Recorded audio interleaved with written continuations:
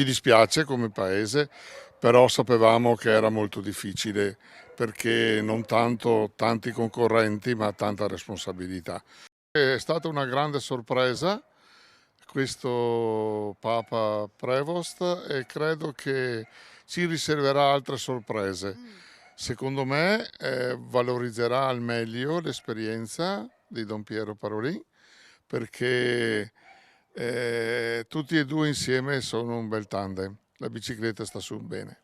Leone XIV è il nuovo pontefice fino all'ultimo, subito dopo la fumata bianca, fino alla nomina ufficiale del sostituto di Francesco. L'intero paese di Schiavon aveva voluto pensare che il prescelto sarebbe stato il cardinale Pietro Parolin, ma a quanto pare lo Spirito Santo in conclave ha deciso diversamente e la comunità si è divisa tra delusione e speranza, come ha dichiarato anche Don Luigi Chemello, il parroco emerito di Schiavon. Penso che aveva tutte le carte in regola per diventare Papa, perché in poche parole ha costruito una rete, vorrei dire, di relazioni internazionali non indifferenti. Credo che continuerà questo lavoro.